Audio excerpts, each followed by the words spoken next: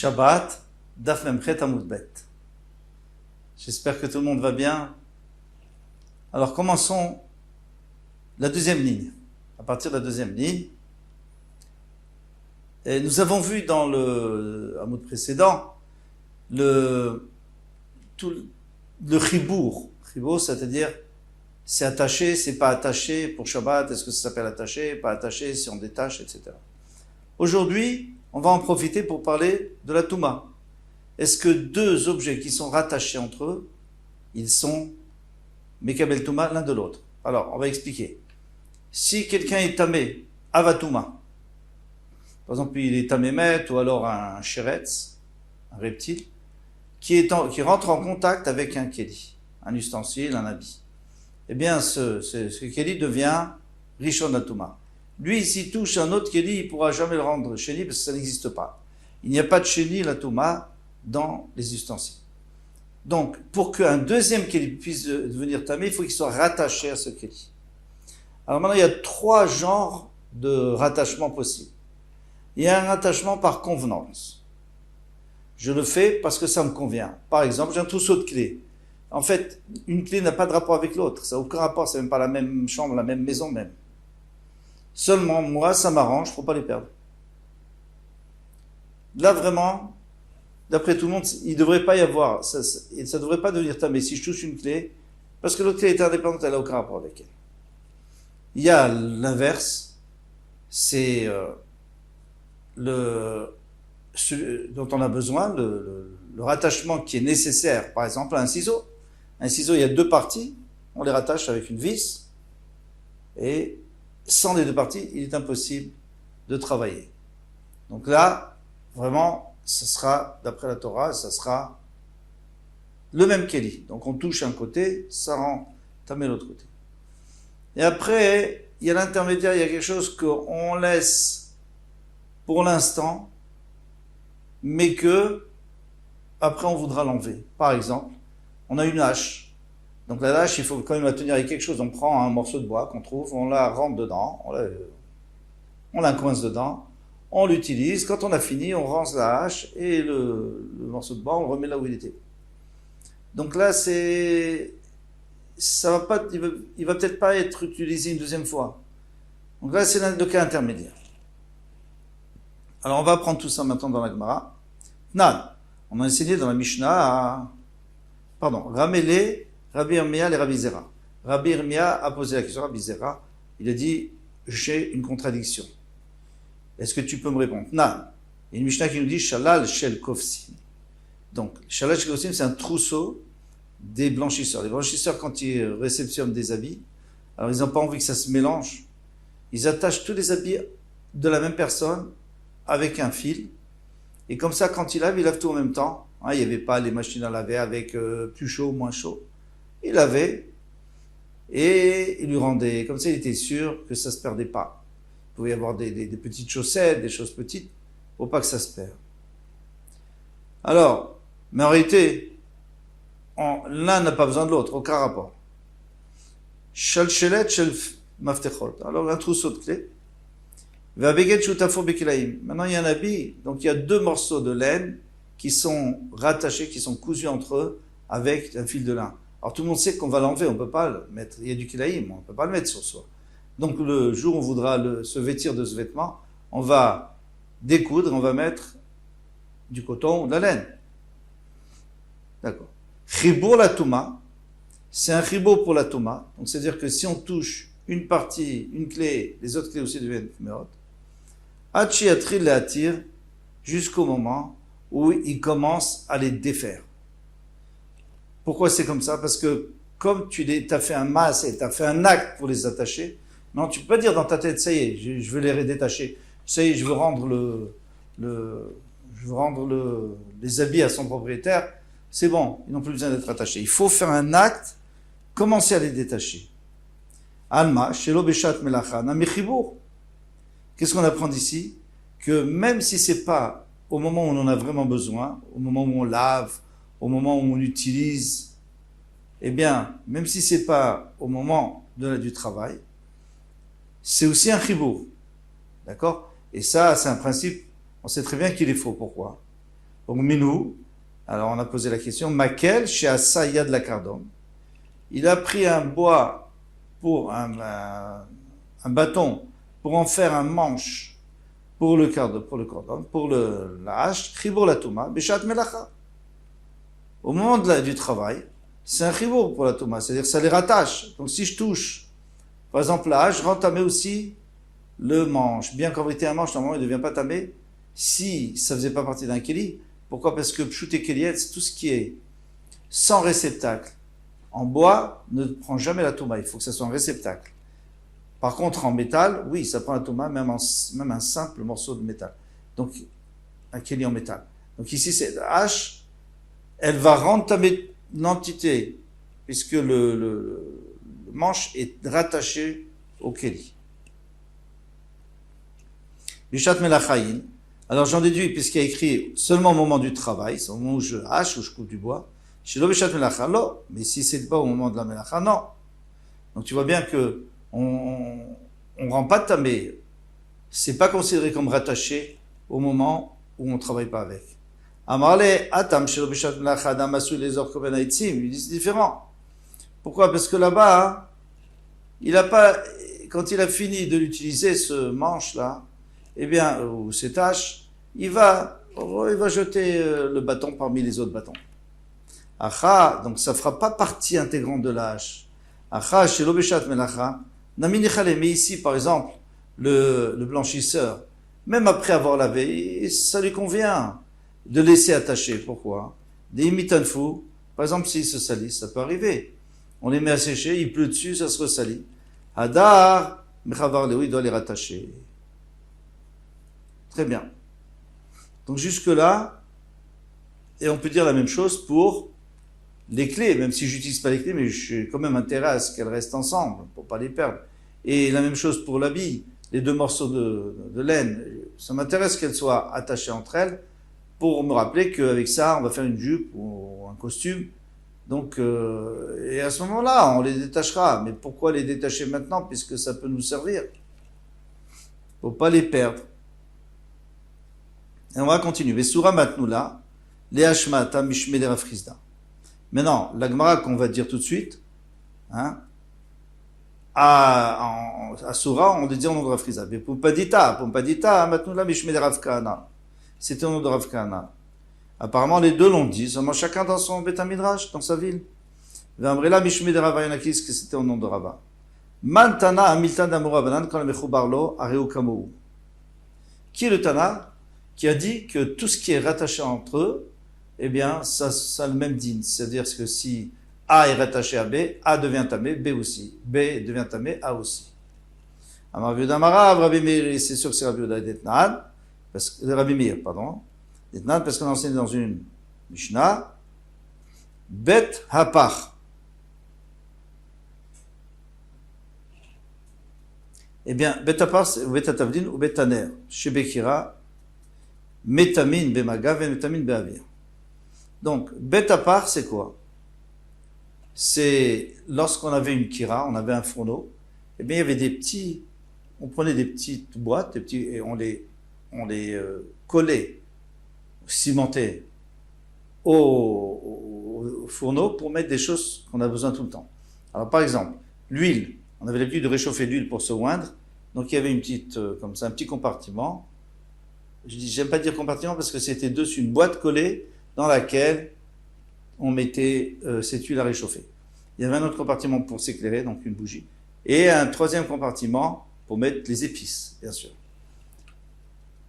Alors, métamim bemagav et métamim beavir, c'est-à-dire que si un reptile qui touche l'intérieur du four, eh bien, le four il devient tamé, puisqu'ici il s'agit d'un four en terre cuite.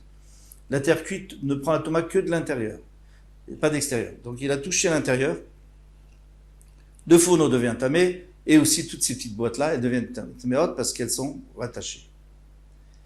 Maintenant, Veno tamé beavir, mais il ne rend pas tamé beavir. Si le chérès n'a pas touché la paroi intérieure, il est juste descendu dans le tanour sur une ficelle par exemple, et puis après on l'a remonté, il n'a pas touché. Ça s'appelle meavir. On sait que l'atmosphère du four, hein, on considère comme si elle est pleine, et si un un chéretz qui touche l'atmosphère, tout est tamé. Ici, non. Ici, le four va être tamé, bien sûr, mais pas les boîtes. Divrei Rabbi Meir, selon Rabbi Meir, Rabbi Shimon Metaher, Rabbi Shimon il dit, mais non, c'est pas rattaché du tout. Si le four est tamé, les boîtes ne sont pas taméot. Si les boîtes sont taméot, le four n'est pas tamé, ça n'a pas de rapport. On n'a pas besoin de l'un pour l'autre. On n'a pas besoin de l'un pour... On peut faire cuire sans la lumière, on peut, je veux dire, c'est peut-être pas grave, mais c'est pas la lumière qui va faire cuire, c'est pas l'huile qu'on a mis à chauffer qui va faire cuire. Bishlam ale Rabbi Shimon, Kassavar Lavke Kiradamo. Alors Rabbi Shimon, je comprends. Lui, il dit que les compartiments qui sont rattachés, c'est pas comme l'Akira, c'est indépendant, d'accord. Et là, les Rabbi Meir, mais d'après Rabbi Meir, Iki Kiradamo, parce que je rappelle que Rabbi Meir, lui, il avait dit que si on touche, tout devient tamé, si on met le sheretz à l'intérieur, il n'y a que le fourneau, il y a que la boîte qui devient taméa et pas le reste. Mais si tu me dis que, puisque c'est rattaché au fourneau, donc c'est comme le fourneau, donc dans ce cas-là, même si on a rendu tamé l'un des deux par son atmosphère, eh bien l'autre qui est rattaché, il devrait être tamé aussi. Il a mais si ça ressemble pas à Kira, pourquoi? Parce que si c'est pas considéré comme rattaché à la Kira, parce que c'est pas le même keli, ça n'a pas la même utilisation. Afilou bemaga, nami lolitmu. Même si on touche, ça ne devrait pas entamer l'autre. On va répondre, Léolam, lav kekira damu. Moi, je pourrais toujours te dire que ça ne ressemble pas à Kira. Ou plutôt, ça n'a pas le même din que Kira. Pourquoi? Parce que c'est pas du tout le même keli. Verabanan ou degazrou beou. Et c'est seulement les chachamim qui ont fait Gzara. En réalité, Minatora, il n'y a aucun problème. Tu rends tamé le four, tu rends pas tamé la boîte. Tu rends tamé la boîte, tu rends pas tamé le four, comme Rabbi Shimon. Mais Rabbi Meir lui dit que les Rabbanan, ils ont fait une khumra. Quelle est la khumra? Ils ont dit, si tu laisses et que ce soit pas tamé, alors les gens vont dire, dans ce cas-là, le ciseau non plus. Le ciseau, il y a une partie, c'est un ciseau qui se défait, qui se refait, qui se déclipse et se reclipse. Mais tu dis, moi j'ai touché une partie, je n'ai pas touché l'autre partie, donc je sais pas tamé. Là-bas, c'est sûr que c'est tamé. Pourquoi? Parce qu'on ne peut pas couper les cheveux sans les deux. Donc là, c'est un seul kéli, c'est pas deux kélim. Verabanan ou des gazrou beou. I gazrou beou demande la Gemara afilou be'avirnami litamu. Dans ce cas-là, même l'air, même l'atmosphère, ça devrait être tamé. Il dit avdou beou rabanan ekera. Les chachamim, ils ont fait un iker, ils ont fait un signe de reconnaissance. Qui est chilelo atel et misra fallait trouma vekodashim. Puisque Minatora c'est Tahor. Donc si ce four là ou si cette boîte a touché de la trouma ou des kadashim, on ne doit pas les brûler. Pourquoi? Parce que c'est que Midera Balan. Si c'était de la Torah, c'est sûr qu'il faut les brûler. Mais sinon il ne faut pas les brûler. Mais puisque toi tu viens et tu dis, si les Chachamim ils avaient dit que soit en touchant, soit l'atmosphère qui devient tamé, eh bien rend tamé toutes les autres choses. Alors à ce moment-là, j'aurais dit, alors vraiment, c'est vraiment rattaché, donc c'est certainement de la Torah, et j'aurais brûlé les Trumot et les Kodashim qui auraient été devenus tamés. Et en réalité, ils n'étaient pas tamés. Alors, pour pas en arriver là, ils ont fait un iker, ils ont fait un signe de reconnaissance, ils ont dit, non, c'est que Metame Bemaga, pour que les gens s'habituent à ce que, lorsqu'il y a deux choses qui sont rattachées à réfléchir et à demander, peut-être la Sheila, est-ce que c'est un seul kilim ou c'est deux kilim qui sont indépendants? Mais on va quand même leur dire, vous savez, c'est que Midera Banan.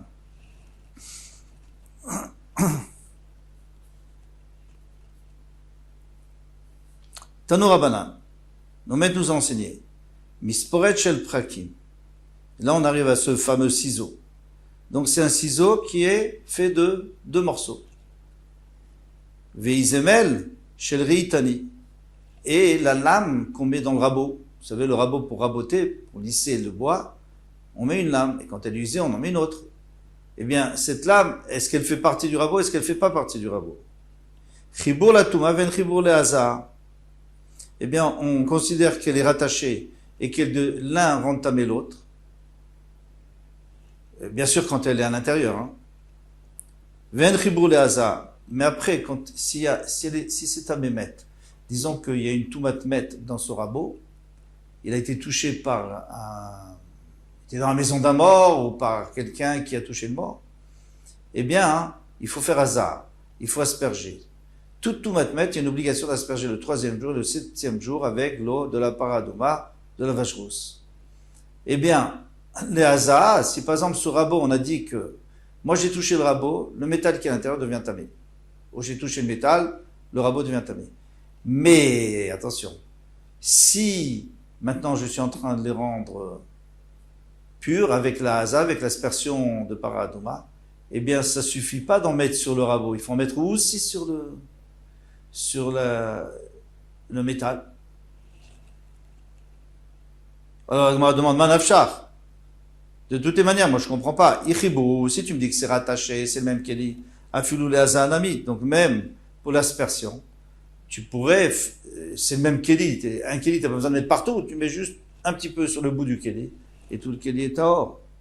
Il a fribou, mais si c'est pas rattaché, c'est pas le même kéli, afilou touma namilo. Même la touma, ça devrait pas. Marava, dvar Torah, beshat melacha chibou. Rava lui répond, il dit non. D'après la Torah, c'est seulement au moment du travail. Quand tu es en train de travailler avec ce rabot, quand tu es en train de travailler avec tes ciseaux, à ce moment-là, ça s'appelle mechoubar, ça s'appelle rattaché, et c'est un seul kéli. Ben les touma, ben les haza, soit pour devenir tamé, soit pour devenir pur. Mais chez l'obéchat melacha, mais maintenant si tu as fini ton travail, et no chibour, eh bien ça s'appelle pas le même kéli. Lo les touma, velo les haza, ni pour touma, ni pour haza, ni pour le rentamer, ni pour l'empire, puisque de toute façon tu vas les séparer maintenant pour les ranger. Alors tu vas peut-être pas ranger tout de suite, mais tu vas les ranger. C'est plus fait pour être ensemble. On tourne la page, Vegazour, Rabanan, al Touma, Shelo, Beshat, Melacha. Et les Rabanan, ils ont fait une zera sur la Touma, qui n'est pas au moment d'Amlacha. Ils ont dit que même si c'est pas au moment où on l'utilise pour le travail, c'est quand même tamé. Mishum Touma, chez Beshat, Melacha. Pourquoi? Parce que si quelqu'un me voit que ce rabot-là, je le rends tamé sans toucher la lame, et que la lame, je considère qu'elle est pas tamée, parce que c'est pas au moment du travail, lui, il peut pas faire la différence. Lui, il va dire, ah, tu vois, le rabot, c'est 2 parties. Le ciseau, c'est 2 parties. Et la voiture, c'est 50 000 parties. Donc je touche une partie, le reste n'est pas tamé.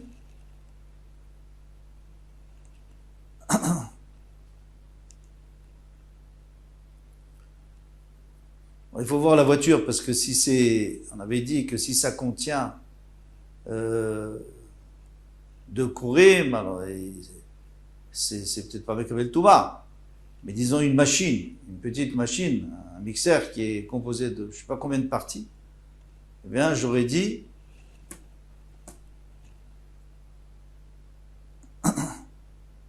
j'aurais pu me tromper. Alors, c'est pour ça qu'ils ont fait une zera que Touma dans tous les cas.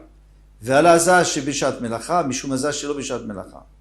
Maintenant, c'est vrai que si c'était au moment de l'amlacha, donc si j'asperge normalement, c'est le même kéli, donc ça devrait rendre yotse, ça peut rendre tahor, même si j'ai aspergé seulement sur un, pas sur les 2. Mais le problème, c'est qu'après les gens, ils vont dire la même chose pour en dehors de l'amlacha. Et en dehors de l'amlacha, on sait très bien que c'est 2 kéli, mais que tu peux pas rendre tahor l'un et rendre automatiquement l'autre. Il faut que tu asperges sur les 2 en même temps. Donc pour pas en arriver là, les chachamim, ils ont fait la chumra. Maintenant, on va faire une petite conclusion. Les kelim, on reprend donc l'introduction, mais avec plus de précision. Les kelim qui dépendent l'un de l'autre, comme par exemple les ciseaux, le rabot. Eh bien, d'après la Torah, c'est un chibou. Il s'appelle attaché tant qu'il travaille avec. Soit pour entamer, soit pour entaor, pour asperger, tout.